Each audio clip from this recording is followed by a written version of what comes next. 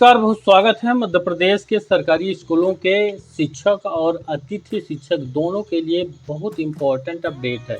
Madhya Pradesh school शिक्षा विभाग की तरफ से प्रदेश के सरकारी स्कूलों पर अतिथि शिक्षकों की ज्वाइनिंग होने शुरू हो चुकी है।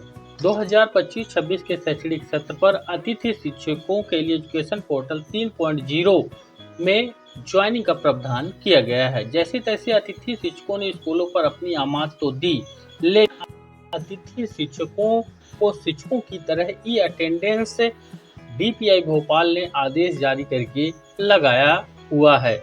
अब प्रदेश भर के ये शिक्षक ई अटेंडेंस का विरोध कर रहे हैं। जिस प्रकार सरकारी शिक्षकों का कहना है कि उनके साथ प्रदेश सरकार और शिक्षा विभाग लोक शिक्षण अमानवीय व्यवहार कर रहा है, उसी की तर्ज पर प्रदेश के अतिथि शिक्षक भी कह रहे हैं कि हमको पहले शिक्षक का दर्जा दीजिए, शिक्षक के सभी सुविधाएं दीजिए, शिक्षक की तरह जो छुट्टियां हैं वो दीजिए, जो वेतन है वो दीजिए, तब हमसे शिक्षकों के नियम लागू करिए।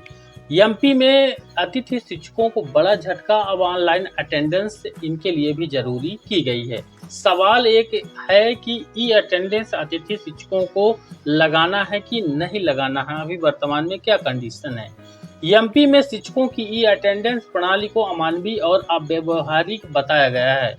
उन्होंने कहा है कि इससे उनकी छवि पर नकारात्मक असर पड़ेगा और उनका मनोबल गिर जाएगा। मध्य प्रदेश के परमानेंट शिक्षकों में ई अटेंडेंस को लेकर नाराजगी बनी हुई है। अब प्रदेश के अतिथि शिक्षकों को भी ई अटेंडेंस लगाना होगा। लोक शिक्षण संचालनालय ने इसका आदेश जारी कर दिया था नियुक्ति आदेश के साथ ही।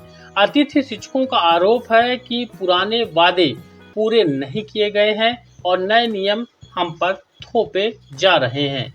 वहीं जो आदेश है 26/6/2025 का अतिथि शिक्षकों की स्कूलों पर ज्वाइनिंग को लेकर जारी किया गया है। लोक शिक्षण संचालनालय भोपाल का आदेश है। यहाँ पर आप 4.3 वाले पॉइंट में देख पाएंगे। यहाँ पर आप देख सकते हैं स्पष्ट रूप से, मैं दिखा देता हूँ। ये वाला पॉइंट देखेंगे 4.3 का, इसमें स्पष्ट बताया गया है कि अतिथि शिक्षक की उपस्थिति प्रति दिवस ई गवर्नेंस प्लेटफॉर्म के ऐप हमारे शिक्षक के माध्यम से शाला प्रारंभ होने के निर्धारित समय की 1 घंटे तक उपस्थिति ऑनलाइन दर्ज की जाएगी तथा शाला बंद होने के आधा घंटा पूर्व एवं आधा घंटा बाद तक वापसी की उपस्थिति दर्ज की जा सकेगी। उपस्थिति दर्ज की जाएगी। दर्ज उपस्थिति के आधार पर ही अतिथि शिक्षकों का मानदेय जनरेट होगा। जो अतिथि शिक्षक ऑनलाइन उपस्थिति नहीं लगाएंगे उन्हें मानदेय की पात्रता नहीं होगी। यानी कि डीपीआई भोपाल की तरफ से अतिथि शिक्षकों को मानदेय तभी दिया जाएगा जब वह ऑनलाइन उपस्थिति लगाएंगे। जबकि अतिथि शिक्षकों का कहना है कि यहाँ पर देखिए 4.4 भी देख लीजिए, इसमें अतिथि शिक्षकों द्वारा निर्धारित समय सीमा में उपस्थिति ऐप के माध्यम से दर्ज नहीं करने पर उस दिवस का मानदेय जनरेट नहीं होगा। उक्त निर्देशों के अनुसार कार्यवाही सुनिश्चित करना है।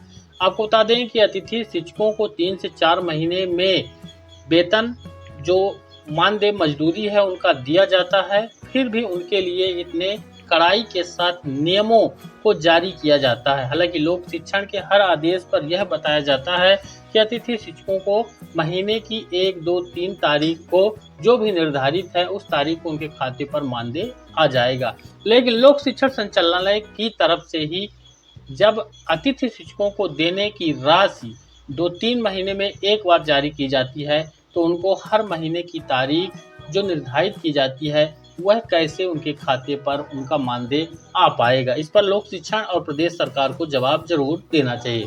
फिलहाल ई अटेंडेंस के बारे में रायसेन में विरोध प्रदर्शन जारी है। रायसेन जिले के बेगमगंज में शनिवार को संयुक्त मोर्चा शिक्षक संघ ने विरोध प्रदर्शन किया है। वे एसडीएम कार्यालय पहुंचे हैं और शिक्षा विभाग के ई अटेंडेंस आदेश का विरोध किया है। इस दौरान उन्होंने मुख्यमंत्री के नाम एक ज्ञापन एसडीएम सौरभ मिश्रा को भी सौंपा है। ज्ञापन में सवाल उठाया गया है कि अन्य विभागों के कर्मचारियों पर यह नियम क्यों लागू नहीं हुआ है। शिक्षकों ने मांग किया है कि यह आदेश सभी सरकारी कर्मचारियों पर लागू होने तक स्थगित कर दिया जाए। वहीं आपको बता दें कि ई अटेंडेंस को बताया गया है अमानवीय। शिक्षकों ने ई अटेंडेंस प्रणाली को अमानवीय और अव्यवहारिक बताया है। उन्होंने कहा है कि इससे उनकी छवि पर नकारात्मक असर पड़ेगा और उनका मनोबल गिर जाएगा। उनका मानना है कि यह आदेश समाज में यह संदेश देगा कि शिक्षक अपने काम में लापरवाही हैं। शिक्षा के संघ ने कहा है कि इस प्रणाली से मनोबल का दुरुपयोग बढ़ जाएगा, क्योंकि यह पूरी तरह मनोबल पर आधारित है। वहीं आपको बता दें कि शिक्षक संघ ने यहाँ पर मांग की है, जिसमें संयुक्त मोर्चा शिक्षक संघ ने मांग किया है कि यह आदेश सभी सरकारी कर्मचारियों पर लागू किया जाए। इस पर सरकार को ध्यान देना चाहिए। उनका कहना है कि यह व्यवस्था सभी सरकारी विभागों में लागू होनी चाहिए, न कि सिर्फ शिक्षा विभाग पर। उनका मानना है कि सभी विभागों में यह नियम लागू होने से व्यवस्था और अधिक प्रभावी हो जाएगी। यह खबर आप अगर देख रहे हैं यहाँ तक, तो आपके समझ में आ गया होगा शिक्षक ई अटेंडेंस का विरोध नहीं कर रहे हैं, जबकि शिक्षकों का कहना है कि अगर आप मध्य प्रदेश के सभी विभागों में इस व्यवस्था को लागू कर रहे हैं तो हमको ई अटेंडेंस लगाने से कोई शिकायत नहीं है। लेकिन अगर आप स्कूल के शिक्षकों पर ई अटेंडेंस अनिवार्य कर रहे हैं और अन्य विभागों को उसका छोड़ दे रहे हैं, तब हम इस व्यवस्था को नकारते हैं। वहीं अतिथि शिक्षक भी इस व्यवस्था के खिलाफ नहीं हैं। अतिथि शिक्षकों का कहना है कि आप हमको शिक्षकों की तरह लाभ दीजिए और शिक्षकों के नियम जो होते हैं, चाहे ई अटेंडेंस हो या अन्य नियम, हम पर लागू कर दीजिए। वहीं शिक्षा विभाग के खिलाफ तीखा विरोध अभी जारी है। शिक्षकों का कहना है कि यह आदेश उनके प्रति अविश्वास को दर्शाता है। पूर्व मुख्यमंत्री शिवराज सिंह चौहान ने इसे अमानवीय बताते हुए बंद कर दिया था।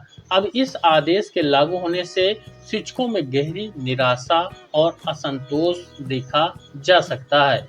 वहीं मध्य प्रदेश के अतिथि शिक्षक एक और जहां 3 से 4 महीने में अपना मानदेय पाते हैं, वहीं ये अटेंडेंस को लगाने के लिए सरकार की तरफ से, शिक्षा विभाग की तरफ से, लोक शिक्षण की तरफ से ना कोई टैबलेट ना मोबाइल इन अतिथि शिक्षकों को दिया गया है।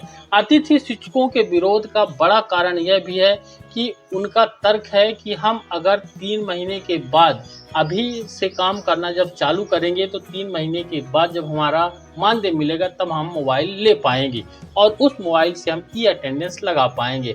हजारों की संख्या में ऐसे अतिथि शिक्षक हैं जो अतिथि शिक्षक की नौकरी पर ही अपना परिवार का पालन पोषण करते हैं और इस 3 महीने 4 महीने में जब उनका मानदेय मिलता है वह उनके परिवार के पालन पोषण में ही चला जाता है। हजारों की संख्या में ऐसे अतिथि शिक्षक हैं जिनके पास अभी भी कीपैड वाला मोबाइल है और ई अटेंडेंस के लिए एंड्रॉयड मोबाइल होना अनिवार्य है। तो अतिथि शिक्षकों का यह कहना है कि हमको सबसे पहले सरकार की तरफ से इस प्रकार शिक्षकों को, रेगुलर शिक्षकों को टैबलेट वगैरह दिया गया है, उस तरह हमको भी दिया जाए। मुझे उम्मीद जानकारी बेहद इंपॉर्टेंट है, इस बारे में आप अपनी राय जरूर बताइए। वीडियो को लाइक और शेयर कर दीजिए। चैनल पर नए हैं सब्सक्राइब भी कर लीजिएगा। धन्यवाद।